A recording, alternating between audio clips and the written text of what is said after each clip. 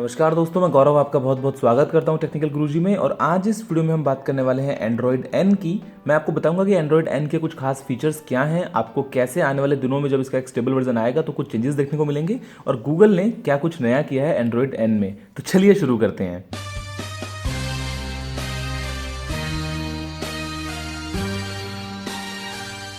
दोस्तों, अगर आपके पास में भी एक कंपैटिबल नेक्सस डिवाइस है और अगर आप भी अपने फ़ोन में एंड्रॉयड एन को यूज़ करना चाहते हैं तो आप नीचे डिस्क्रिप्शन में जाके मेरी वीडियो देख सकते हैं जो मैंने कल बनाई थी, जिसमें मैंने आपको बताया था कि बिना किसी कंप्यूटर के डायरेक्ट, बिना किसी डेटा लॉस के, एकदम सेफली अपने फ़ोन में आप एंड्रॉयड एन को सिर्फ एक क्लिक से कैसे इंस्टॉल कर सकते हैं। अब दोस्तों, एंड्रॉयड एन के नाम जो है वो काफ़ी सारे कन्फ्यूजिंग है। हो सकता है नुटेला हो जाए, हो सकता है नान खटाई हो जाए, हो सकता है नींबू पानी हो जाए, हो सकता है नाला सुपारा हो जाए, हो सकता है नरेंद्र मोदी हो जाए।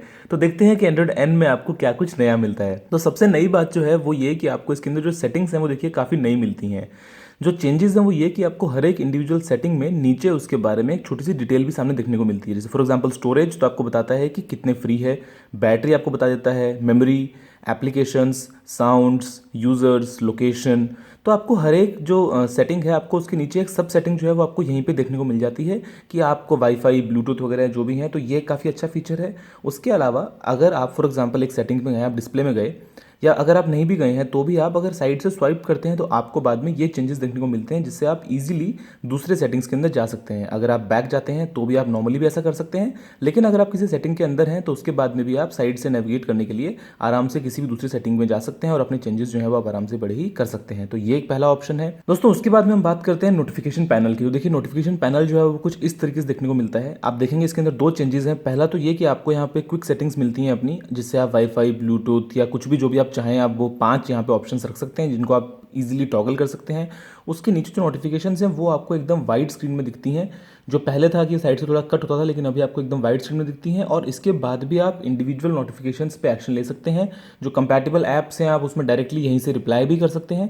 फॉर एग्जाम्पल जीमेल है, अगर मैं नीचे स्क्रॉल करता हूँ तो आपको तीनों ईमेल्स यहाँ पे लाइव दिखाता है, और आप किसी भी एक ईमेल पर क्लिक करेंगे तो आप इसको यहीं से इंस्टेंटली आर्काइव या रिप्लाई कर सकते हैं। आपने इसको क्लिक किया तो देखिए आप इसको भी कर सकते हैं, और आपने इसको क्लिक किया तो आप इसको भी कर सकते हैं। तो ये काफ़ी नया फीचर है।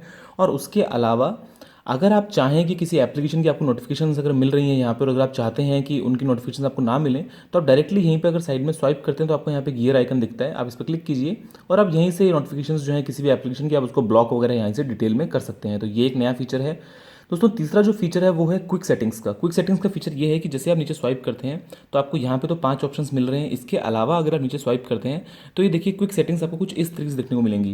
पहले जो था वो अलग था, अभी इसमें क्या है कि अलग अलग पेजेस भी आप ऐड कर सकते हैं। जैसे कि पहला पेज जो है उसके अंदर आपको 9 मिल रही हैं, साइड में स्वाइप कीजिए तो आपको दूसरा पेज जो है वो यहाँ पे दिखाई दे जाएगा।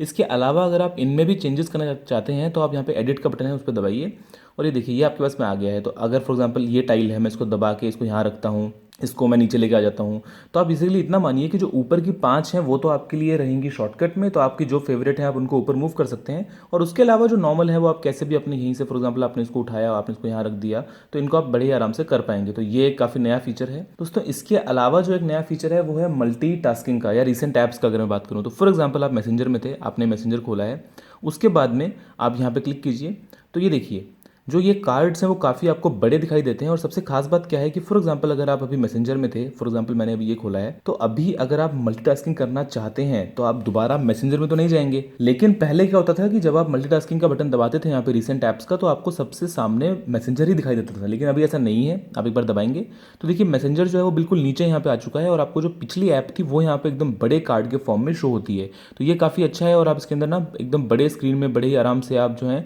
एप्लीकेशंस को देख सकते हैं। तो ये काफ़ी नया फीचर है। उसके अलावा जो अगला फीचर है वो है मल्टीटास्किंग का एक ही साथ।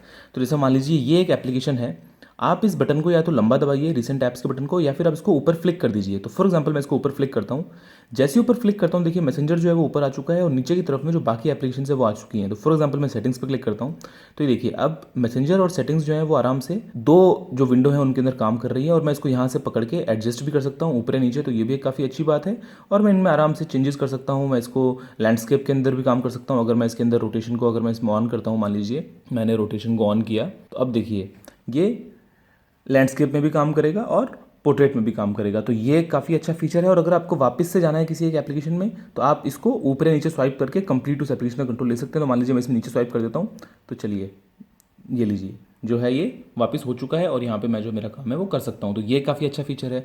उसके अलावा एक इंटरेस्टिंग फीचर है, वो क्या है कि आप रीसेंट ऐप्स के अंदर अगर आप चाहते हैं बैक टू बैक स्विच करना, तो वो भी एक काफ़ी इंटरेस्टिंग फीचर है।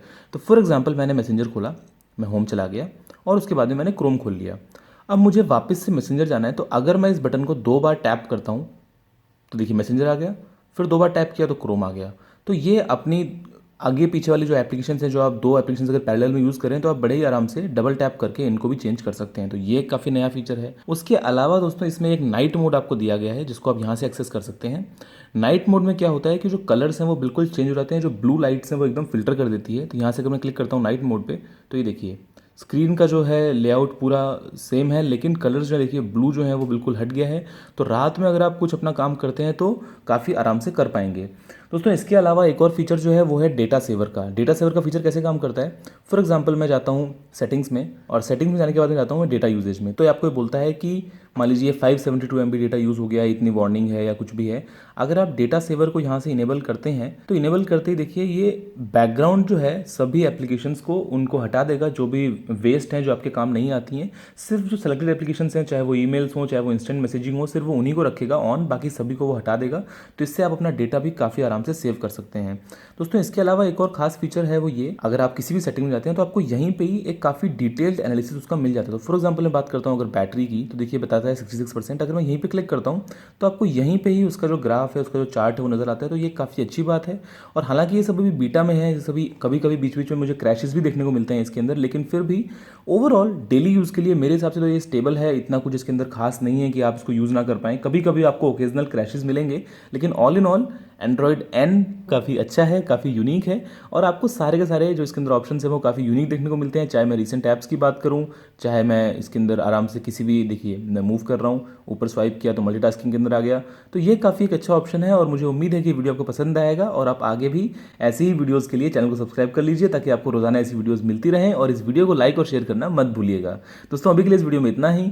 जय हिंद, वंदे मातरम।